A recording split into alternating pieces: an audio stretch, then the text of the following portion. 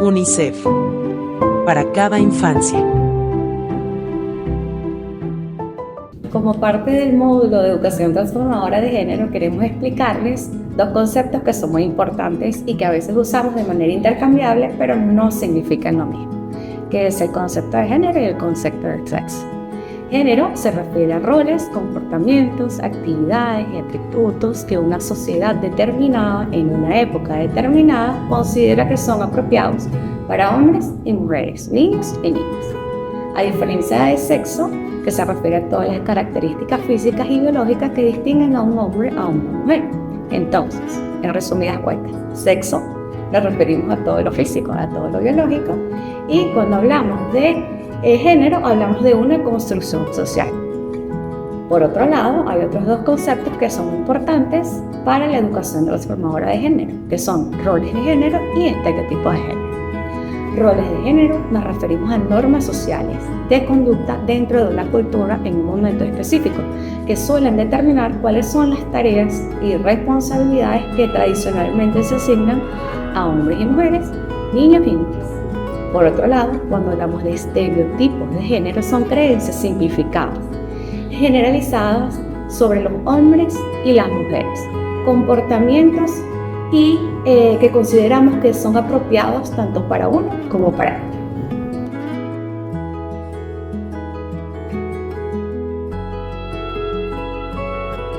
Continuamos hablando sobre el módulo transformador de género. Pero antes de hablar sobre qué es la educación transformadora de género, tenemos que entender cómo ha sido el proceso de las mujeres en el acceso a la educación. Por muchos años las mujeres, las niñas, adolescentes, no tenían acceso o derecho a la educación. Fue a partir como de 1990 que hubo un foco específico en elevar el acceso a la educación formal de las niñas a nivel global. Luego, durante los 2000, han habido muchas críticas sobre cómo han sido los sistemas educativos en el mundo y han empezado a incluir normas para reducir roles y estereotipos de género. Además, en el 2015 tenemos que hay un marco global de la Agenda de Educación para el 2030 que integra actividades específicas para promover la igualdad de género.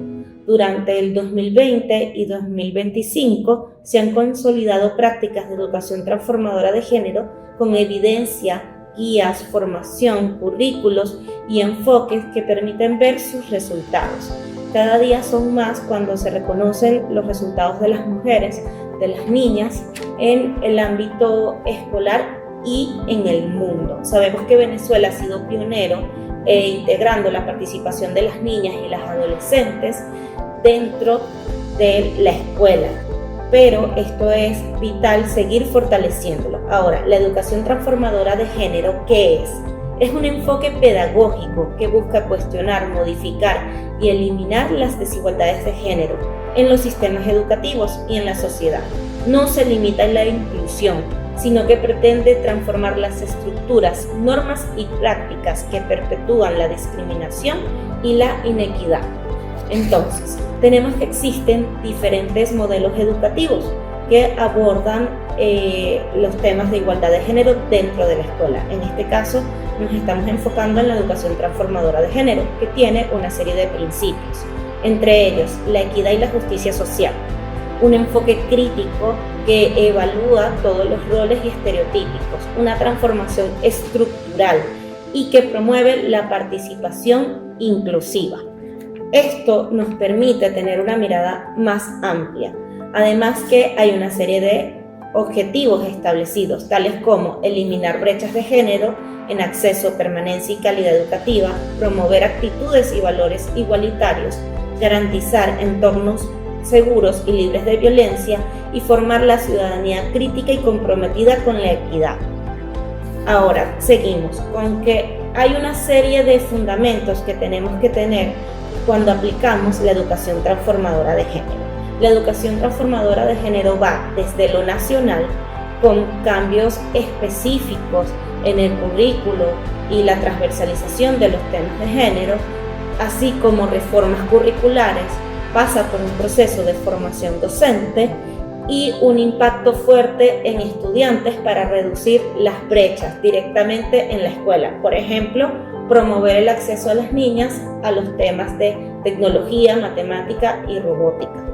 Todos estos principios se complementan con la prevención de la violencia y con una transformación cultural global que incluye también una participación de las comunidades. Venezuela, desde su marco legal, siempre ha buscado la participación y empoderamiento de las niñas, adolescentes y mujeres. Esto está establecido en diferentes normas legales, tanto nacionales como internacionales, que el país ha suscrito. Con la educación transformadora de género se busca continuar contribuyendo y consolidando las iniciativas existentes que suman hacia la igualdad entre hombres y mujeres.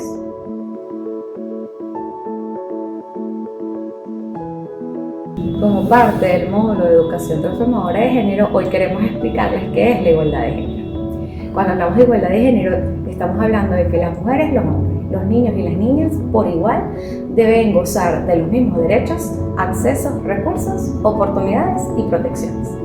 Queremos brindarles algunos ejemplos de cómo fomentar la igualdad de género en el ámbito escolar. Por ejemplo, visibilizar referentes tanto femeninos como masculinos destacados en diferentes ámbitos, como la ciencia, los deportes, la medicina, el arte.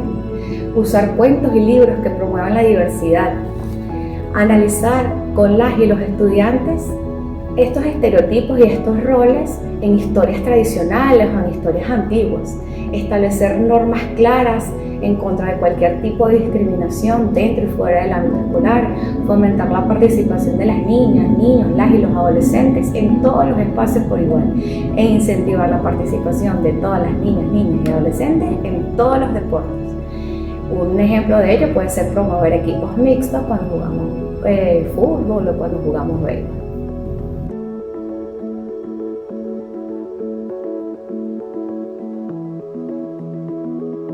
Como parte del módulo de educación transformadora de género, hoy vamos a hablar de la violencia basada en género, que en el entorno escolar se refiere a actos perjudiciales perpetrados en contra de una persona debido a las diferencias de género que la sociedad ha asignado a los hombres y las mujeres o niños y niñas.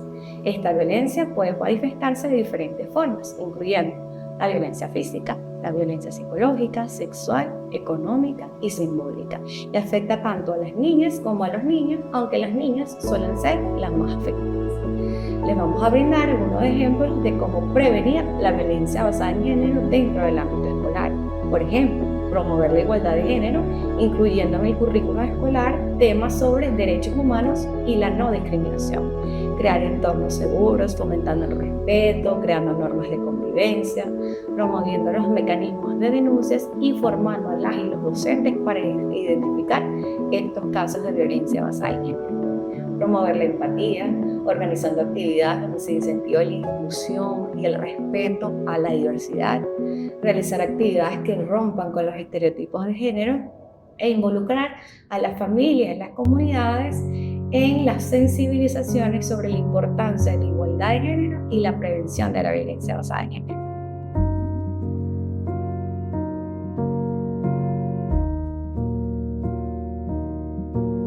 Como parte del módulo de educación transformadora de género, hoy vamos a conversar sobre los micromachismos y las masculinidades positivas. Empecemos por el micromachismo. ¿Qué es eso? El micromachismo se refiere a comportamientos, actitudes o prácticas sutiles y cotidianas que reproducen la desigualdad de género, generalmente de forma normalizada y poco evidente. Son micro porque no son agresiones explícitas, pero tienen un impacto acumulativo en la perspectiva del machismo y lo perpetúan, ¿ok? En este caso podemos evidenciarlo porque son sutiles, normalizados, a veces son bromas, son cotidianos y reproducen la desigualdad. Existen diferentes tipos. Hay unos de control que limitan la autonomía, hay unos de invisibilización que contribuyen a minimizar logros o ignorar aportes, hay otros de sobrecarga que asignan tareas solamente a las mujeres, por ejemplo, y lo vemos como normal, y algunos de imposición de estereotipos. Comentarios como las mujeres son más emocionales, seguramente es que estás en tus días. Esos comentarios contribuyen con los temas del micromachismo. Ahí tenemos unos ejemplos comunes, como interrumpir más a mujeres en las reuniones, asumir que una mujer debe servir café en el trabajo, decir que solo las mujeres son las que deben ayudar en la casa.